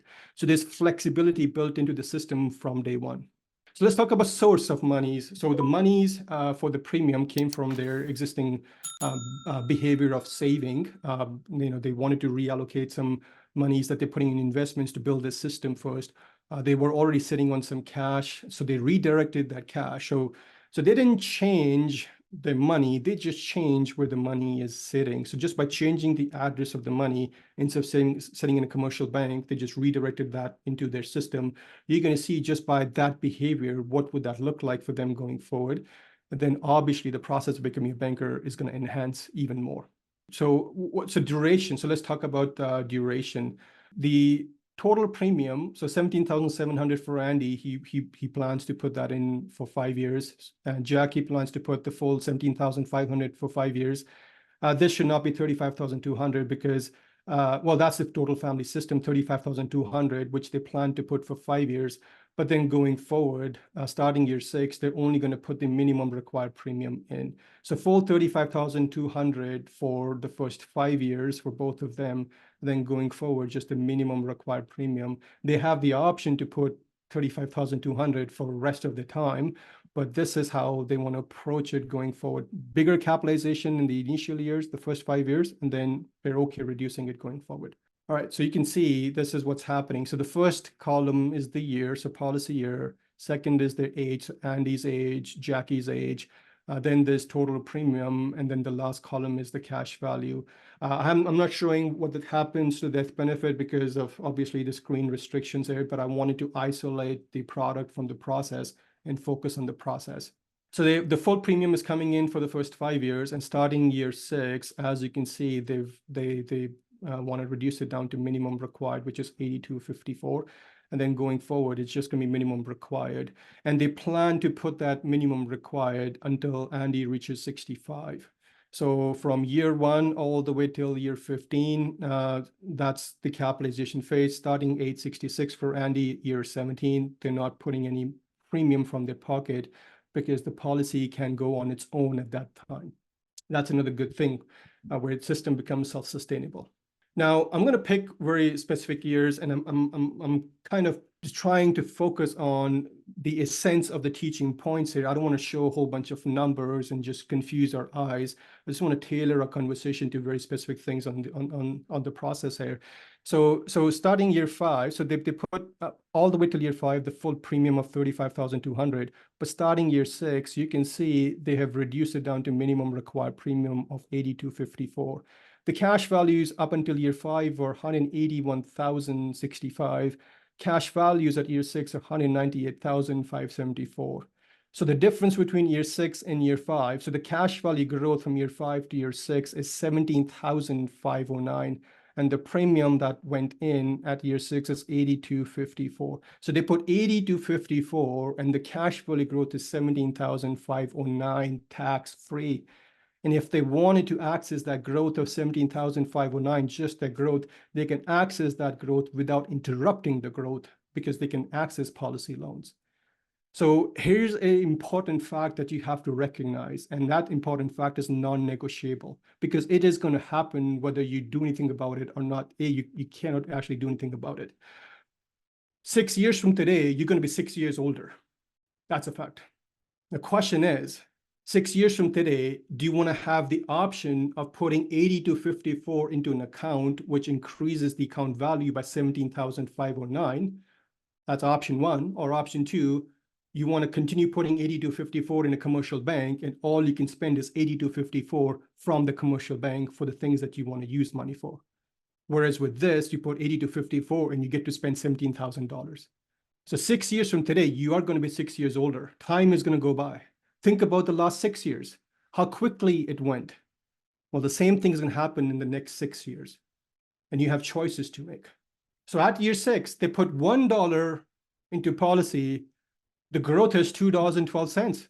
So think about this from another vantage point. If you have to put $1 into an alternate investment, doesn't matter what alternate investment, what rate of return will that alternate investment have to earn you, net after taxes, net after fees, $2.12.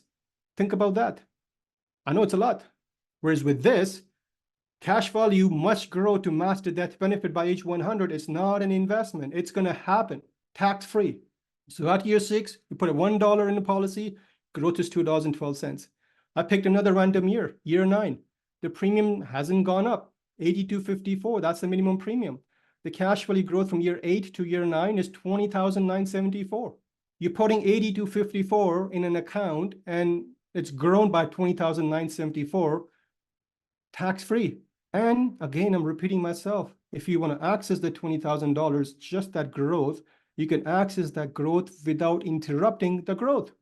At year 9, they put $1 into policy, and the cash value growth is $2.54. I picked another year, year 14, $863. The one question that we get is, how long should I continue putting the money in? Well, you can let me know how long they should continue putting the money in now. Because at year 14, they put $82.54 as premium. The cash value growth from year 13 to year 14 is $25,161. They put $1 of premium at year 14, and the cash value growth is $3.04 tax-free. Again, rhetorical question. If you had to put $1 inside any alternate investment at year 14 from today, what rate of return that investment has to yield for it to be net $3 after taxes and fees? And not just that, you're able to access that investment without interrupting the growth of that investment. Something to think about. So at year 6, $1 into policy creates $2.12. At year 9, $1 into policy creates $2.54. At year 14, $1 into policy creates $3.04. Do you see a pattern that's happening here? And what's that pattern called? Compounding. And access to money without interrupting the compounding is possible.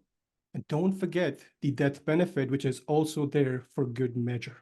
Because there's two things that are going to happen 10 years from today, or any time going forward. Either you're going to be alive or you're going to be gone. If you're alive, you'll have all the benefits of the policy to become your own banker. If you're gone, the family will have the death benefit. It's a win-win. Frequently asked question, who's contractually guaranteeing the cash value growth on a daily basis? Is it the policy owner or is it the insurance company? It's a contract owned by the policy owner, but the insurance company is on the hook to deliver all the contractual guarantees of cash value accumulation, cash value growth, because they're the one guaranteeing the cash value must grow to match the death benefit by age 100. All the risk to fulfill this contractual guarantee is with the insurance company. All policy owner has to do is make that deposit, and the policy owner will make that deposit no matter what in any institution. He just chooses, or they just chose in their case, to make the deposit in their system. So insurance company is the right answer. So how much tax is the policy owner paying on daily cash value accumulation? Are they paying tax on marginal tax rate, or they're paying zero taxes? Which is the right answer, A or B? If you like zero taxes, you're going to love the process of becoming a banker. Now, if the stock market tanks, does the cash value stop growing, or does the cash value go backwards? What happens to the cash value? Did the cash value stop growing? Yes. Or cash value, nothing happens to the cash value growth. So heck no. So the stock market tanks, what happens, A or B? Again, I'm repeating myself. What happens in the financial entertainment world doesn't impact what happens inside the policy. That's a contract owned by the policy owner, contractually completed by the insurance company. The cash value must grow every day to match the death benefit by age 100. So I'm going to age 65. When Andy turns 65, Jackie is 60. They stop putting premium into policy. Here's the total premium that has gone into policy up until this point, $258,541, which includes the first 5 years of full capitalization of that $30,000, $35,000. and then minimum required premium after that of 82.54. So this is the total premium that's gone in. This is the cash value, 419,000 at 865. Cash value, as you can see, started even year 17, 18, 19, 20 is growing. And the reason why it's growing is because Andy and Jackie are not age 100 yet, and hence the cash value has to grow to match the death benefit by age 100. So money in 258, money access at 865, just at 865 is 419,000, and it just grows. So 258,000 in premium and 419,000 in cash value growing daily tax-free. So think about this. If instead they chose to put 258,000 in an alternate investment, doesn't matter where, what rate of return will they have to earn in that investment to meet $419,000 after taxes, what the policy did, without even factoring in the death benefit? So if you take 258,000 and put into alternate investment, logic would say if the cash value is 419,000 and that's tax-free, an alternate investment value has to be $800,000 so they can net 400,000 after taxes. So imagine what rate of return and risk you have to take to put 258,000 to get 800,000 before taxes so that you can net 419,000. And by the way, that investment, the only way we can access money is by withdrawing it. And the moment you withdraw money from that investment, it reduces in value.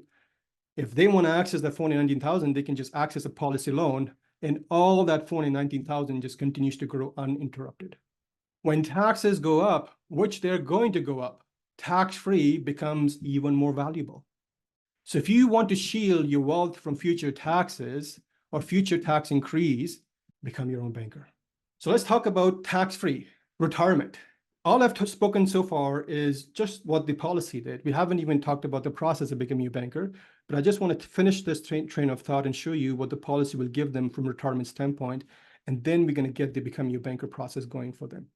So tax retirements from age 70 till age 90 is when they want to access monies from the policy. So total premiums have gone in as 258,541, as I just showed you. Tax-free passive income, I shouldn't even call it income because it's just loans. They're spending debt. Because it is debt, you don't pay taxes on it. If they have other sources of income at that time from the RSPs or pension plans or real estate, whatever it may be, those are going to be taxable. This is loan that they're spending every year, and this is non-taxable, which means this is not going to change their tax bracket. If this $22,000 per year was an income, not loan, that $22,000 will be added to their total income, and it may change their tax bracket completely. The only way for you to pay less taxes is just manage your tax brackets efficiently, and this does it beautifully. So they get $22,000 per year from age 70 to age 90, which is about $462,000 in income.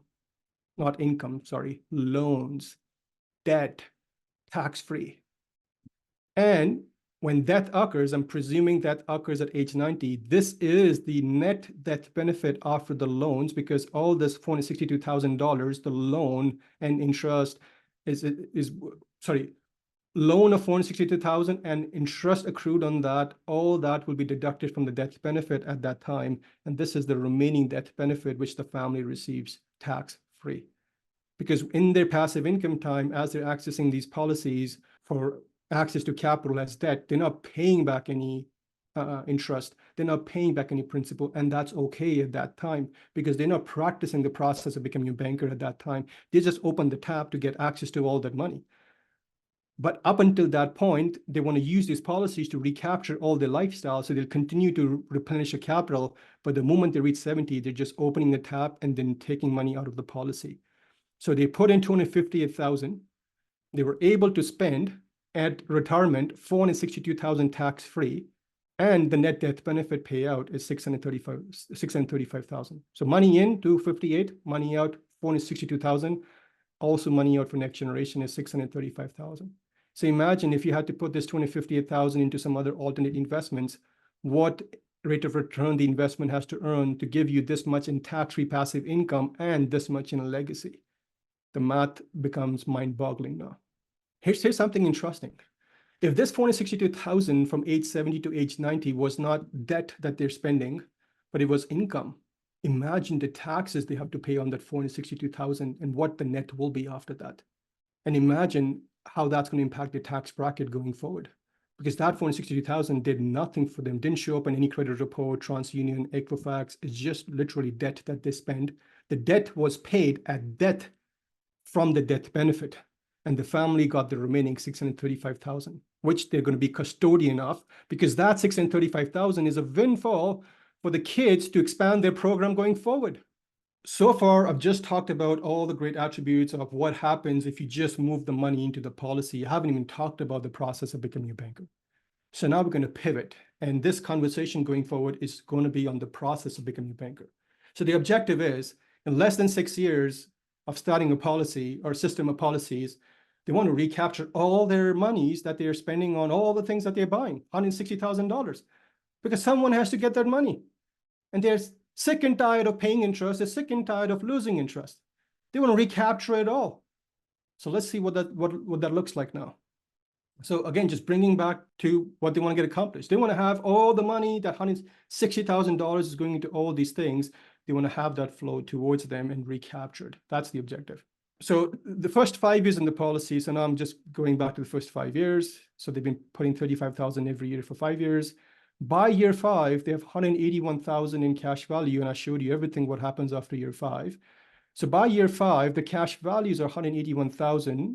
All they need is $160,000 to fund their lifestyle for mortgage, cars, investments, donation, vacation, property tax, you name it.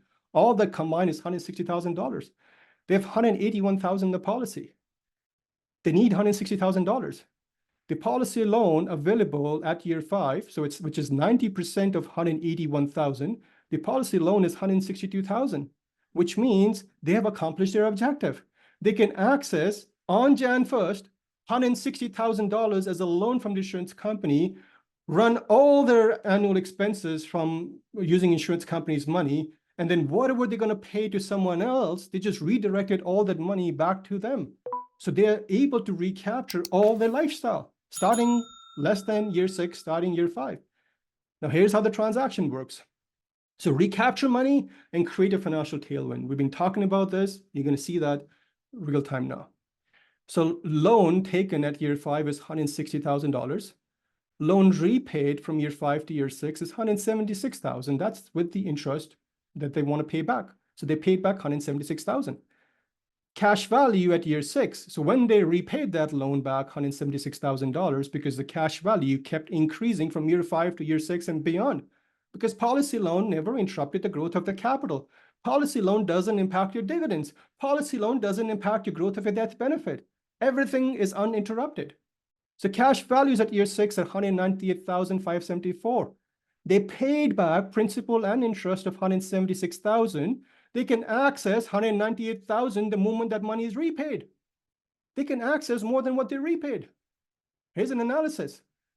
Loan repaid $176,000, cash value at year 6, $198,574. $1 of repayment created $1.12 of access. They have 12% more than what they paid back. Where else are you paying your loans and creating 12% access to more money without even taking any risk on any investment, because all they're doing is banking? Just by controlling the banking function, they're creating 12% more just by doing that. How much risk do you have to take to earn 12% on your money today after taxes? Think about this. For things that you are purchasing now, how many of those dollars you can re-access?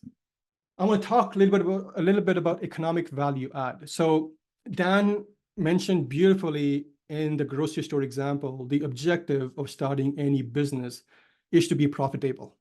Banking is a business, and the intention has to be to generate a profit. For who? For yourself, for your kids, for your generations to come, so that you can have more to do all the 4 things when it comes to money, which is saving, investing, spending, and giving. So annual policy loan repayment is, annual policy loan that's required is $160,000. They repaid $176,000. Here's an interesting fact. Insurance company charged them an interest of 6.5% on that loan, because that loan was insurance company's money, not their money. Insurance company charged 6.5%. 6.5% is $10,400. But they decided to pay back at 10%, which is $16,000, because their behavior in becoming your own banker is far greater than the behavior of insurance company. You can't control someone else's behavior. The only behavior you can control is yours. So if you're selling the can of peas for 60 cents, well, don't sell for 60 cents, sell for 62 cents. Because with that extra 2 cents, you're adding economic value to your own business going forward. So the business becomes stronger, more profitable, more lucrative for everything that I just described. So the extra interest between 10,400, which the insurance company calls for, and the 16,000, that's $5,600. That's not extra interest that they're paying. Insurance company is only going to accept 6.5% in interest. So that 5,600 actually went as extra premium. And the moment it went as extra premium, it purchased more death benefit, which would produce more cash value growth, contractually guaranteed. It also produced more dividend. So everything became a snowball, even bigger snowball going forward now by just rethinking their thinking and becoming an honest banker. Because money has to flow at a cost. And the cost that they wanted to be profitable on as a banker was 10%. And let's see the impact of that now going forward. So again, grocery store example. Insurance company costs was 60 cents.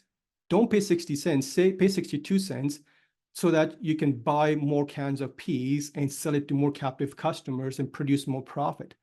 It's as simple as that. So the 5,600 went as extra premium. So when they pay deposit, because remember, premium is not a cost, premium is the solution to the problem. Bigger the problem, bigger the solution, bigger the premium. So when they pay extra cost of 5,600 as premium every year from year 6 till year 15, because that's when they started taking policy loans, right? And then all the way till year 65, the total extra 5,600 per year is for 10 years is $56,000. The cash value now at age 70, which they started taking passive income at age 70, the cash value now is $625,000. Without putting this extra capital in, the cash value at age 70, which was just based on the initial premium and then reducing the premium, not really paying back at 10%, none of that. The cash value at age 70 at that time was $551,225. So think about the impact that they just created. 56,000 of extra capital created 74,760 tax-free of extra use of capital going forward. That is literally what happened. Now, this 74,760 is just extra at age 70, but it doesn't mean that this is what they created extra.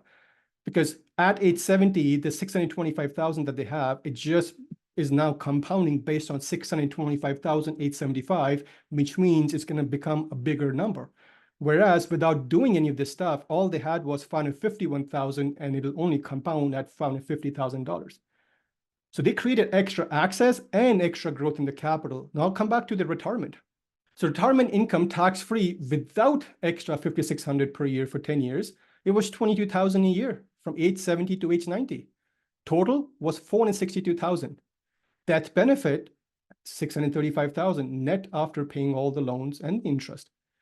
Retirement, after putting that extra interest in, economic value add. So they decided to pay back at 10% instead of whatever the insurance company calls for. So from age 70 to age 90, the extra retirement cash flow tax-free that they have is 26,500, not 22,000 now. So the total extra that they spend now is $556,500, not just $462,000. And the extra death benefit is, so new number is $756,000. It was $635,000 before. They spend extra $94,400. Remember when we looked at, based on the extra money putting in the 5,600 for 10 years at age 70, they would have had 74,000 extra just as cash value. And I'd say because that extra is cash value, the money is going to compound from there onwards.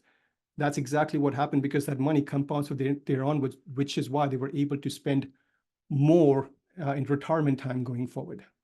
So the extra cash flow is 94,400 above and beyond what would have happened if they had just bought a policy. But again, buying a policy and performing a function called banking are two different things. Economic value add to your future comes from performing the banking function.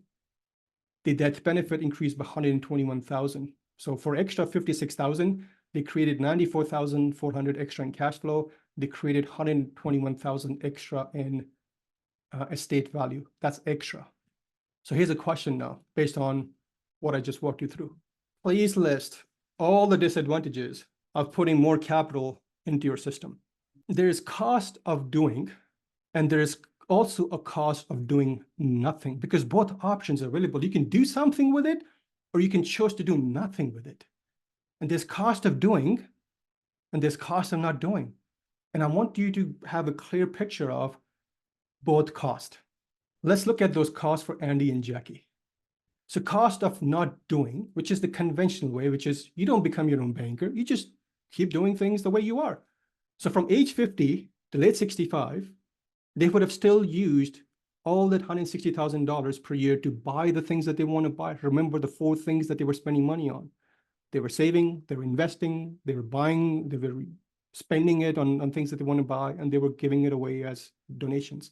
So if they don't do anything about becoming a banker, they're just going to do what they wanted to do, which is spend all that $160,000 from age 50 to late 65. And the cost of doing that is $160,000 per year for the next 15 years, which is $2.4 million. You just don't see it as a cost because nobody has ever shown you things this way. That's the cost of doing all that, $2.4 million. I'm not even factoring in the cost of lost opportunity, this straight transaction. This is what happened. Money left them for all the things that they want to buy per year, $160,000 per year for next 15 years. And cost of doing nothing is resulted in some outcomes. So the conventional way, not becoming a banker, the cost is $2.4 million. We're looking at time period from age 50 to age 65. What they accomplish is they accomplish exactly what they want to accomplish. They were able to pay for mortgage, cars, they were able to buy investments, living expenses, they were able to put money into savings, donations. So they continue doing what they want to do. So they accomplished that, which is great. But the cost of accomplishing all that is $2.4 million. This is the cost of not doing anything. Now let's look at the cost of doing. Now, in addition to what else they have, well, they don't have anything else because that's basically what they did, right? So cost of doing. So obviously premium. I'm not going to factor. I should not be factoring in a premium because that's the capital to build business or system. But let's do that. So premium from age 50 to age 65. That's when we consider that as a cost. Interest paid on policy loans, because from age 55 to late 65, they were recapturing all that money. They were putting almost 10% interest, which is $16,000 of interest payment on the policy itself. So we'll factor that in as a cost. And then they didn't start using the policy until age 55 because they were building for the first 5 years. So from age 50 till age 55, they still had to run their life. So they still paid that $160,000 per year to do all the things that they want to do from their pocket, and that money just left them. So I'm going to factor in that cost also. So the money spent from age 50 to age 55, and after that, they just use the system to recapture it. So let's look at all the cost. So total premium is $312,000. And that is factoring in the extra interest that they paid, which went in as extra premium, that $5,600. Interest paid on policy loans, $160,000. It should be less than this because I'm factoring in the 10% because insurance company is calling for 6.5%. They're paying back 10%. The difference between 6 and 10% is going in an extra premium. This should have been low, but I'm going to keep it really simple. Let's just say that's the interest. That's the cost of doing business.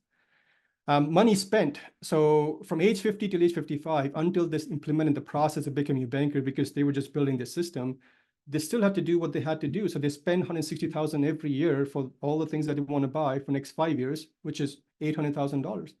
So cost of doing is $1.27 million. That's the cost of doing.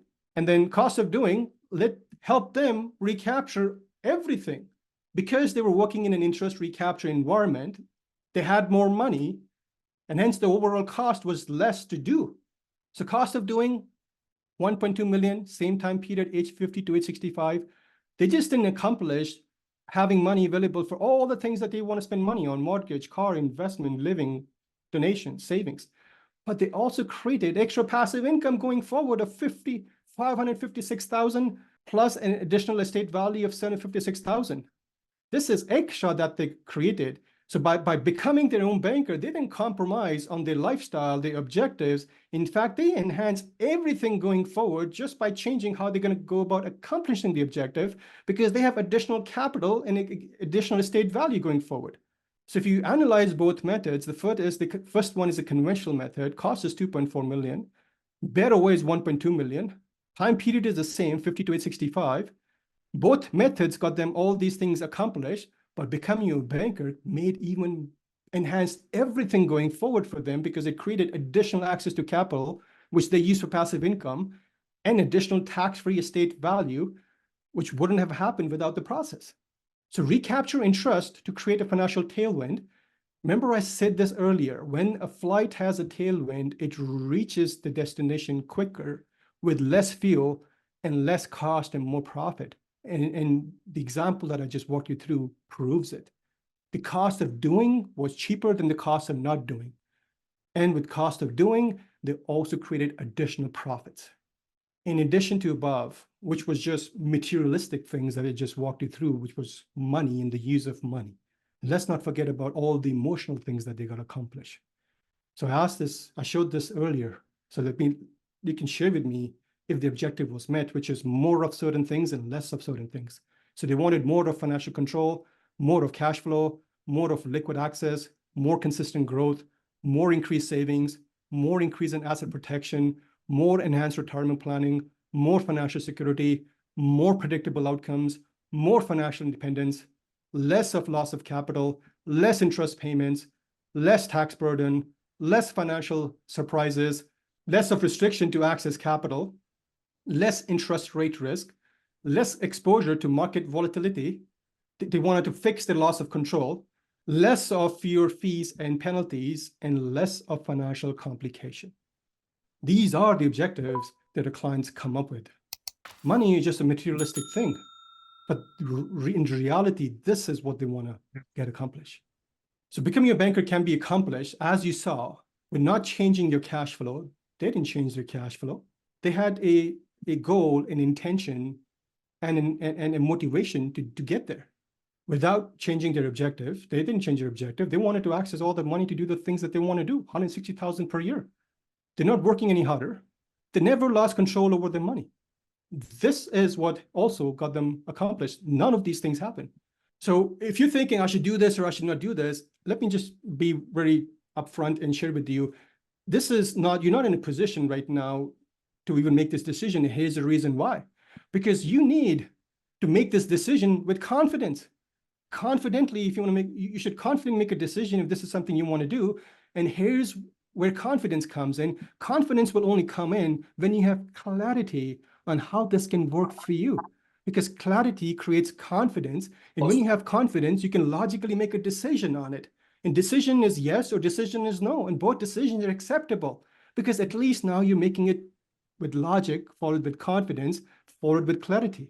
So simple three-step process for full clarity. So schedule the call. Then we'll take a deeper dive into how we can add value to what you want to get accomplished, because everybody's situation is different. You may be focusing doing this individually. You may be a business owner. You want to have discussion on how this can work for you individually and for the business wise. Everybody's different. Everybody's goals are different. Hence, we take a deeper dive into understanding how we can add value. And if you can add value, we'll let you know we can add value. And the last step is, after we've understood how we can add value, we're going to do a presentation on how and what your family banking system looks like.